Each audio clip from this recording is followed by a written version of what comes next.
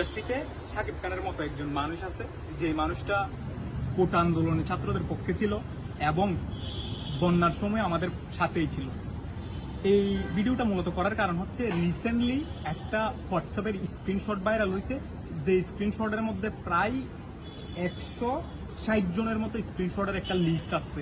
ওদের পক্ষে যে সবচেয়ে ছাত্রদের পক্ষে কথা না বলে বিপক্ষে কথা বলে যে সবচেয়ে বেশি অন্যায় করছে তার নাম হচ্ছে অরুণ বিশ্বাস। আপনারা ওনার স্ক্রিনশটটা ইতিমধ্যে দেখছেন। উনি স্টিল নাও নিজেই বলছে কি ছাত্রদেরকে গরম পানি দিয়ে কি করার জন্য, আহত করার জন্য, এবং যারা তারা পিছু হটে সেজন্য তাদেরকে গরম পানি মারতে বলছিল। ওই উল্লেখযোগ্য নামের মধ্যে আমি যদি আর কয়েকটা নাম আপনাদেরকে বলি, ওইখানে হচ্ছে সবচেয়ে বেশি সিম্পিয়েট এবং অভিনেত্রিত একজন নারী আছে। ওই নারীর নাম হচ্ছে বাবনা। বাবনা হচ্ছে আমাদের দেশের একটা মুভিতেও কাজ করে না, কিছু সংখ্যক নাটকে কাজ করে, বাট জানি না কিভাবে উনি এত বেশি কি থাকে সবসময় আলোচনার মধ্যে থাকে।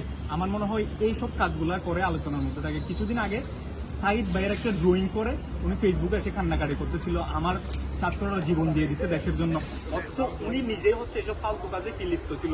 তারপর এখানে আরেকটা হচ্ছে বিগ নাম আছে, এটা হচ্ছে ফেরদৌস আছে, রিয়াজ আহমেদ আছে, তারপর হচ্ছে সাইমন সাদিক। বাংলাদেশের যে উল্লেখযোগ্য কিছু হচ্ছে নায়করা আছে তারা হচ্ছে এই লিস্টের মধ্যে আছে। একটা জিনিস হচ্ছে আপনি একটা নায়ককে ফলো করেন কি জন্য? তাকে ফলো করেন হচ্ছে তার থেকে কিছু শেখার জন্য এবং তার থেকে কিছু শিক্ষণীয় বিনোদন পাওয়ার জন্য। এইসব সাইমন সাদিক, ফেরদৌস, রিয়াজ এদের মতো নায়ককে যদি ফলো করেন, দিন শেষে হচ্ছে আপনাকেও ওই রাস্তার মধ্যে যাইতে হবে, যারা কোনো জিনিস কোনো কষ্ট না করে ফলটা খেতে চায়। যেমন ফেরদৌস, সে হচ্ছে এমপি নমিনেশন নিছিল, সে কি রাজপথে জীবনে নামছিল? তার নায়কের পরিচিতি দিয়ে সে কি এমপি নমিনেশন নিয়ে নিছে। ঠিক লাইফে ফলো করুন হচ্ছে ওই রকম মানুষকে, যে মানুষগুলো ছোট্ট থেকে বড় হওয়া পর্যন্ত কষ্ট করে স্ট্রাগল করে তার নির্দিষ্ট পথটা অর্জন করে, ওই রকম মানুষগুলোকে কি করেন ফলো করেন।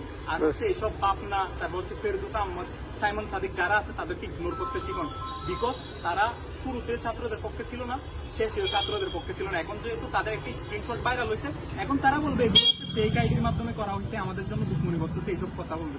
সেজন্য হচ্ছে এইসব মানুষদের সবসময় ইগনোর করেন, এবং এইসব মানুষরা ফেসবুকে এসে তারপর অন্যান্য সোশ্যাল মিডিয়াতে এসে অনেক বেশি কান্নাকাটি করবে, ইভেন এমনও অভিনয় করবে যে অভিনয় তার জীবনেও ফিল্ম ইন্ডাস্ট্রিতে করে না এবং নাটকের মধ্যে করে না। এমন অভিনয় করবে আপনাদের সাথে কি করার জন্য? ভালো চেহারাটা প্রকাশ করার জন্য। বাট আপনারা এসব চেহারা দেখে অতীতের সব কিছু ভুলে গেলে হবে না। ইতিমধ্যে আমরা জানি আপনারা অনেক কিছু ভুলে গেছেন, আমাদের কোটা আন্দোলনের বাইরে যে রক্ত দিচ্ছে অনেক কিছু ভুলে গেছেন।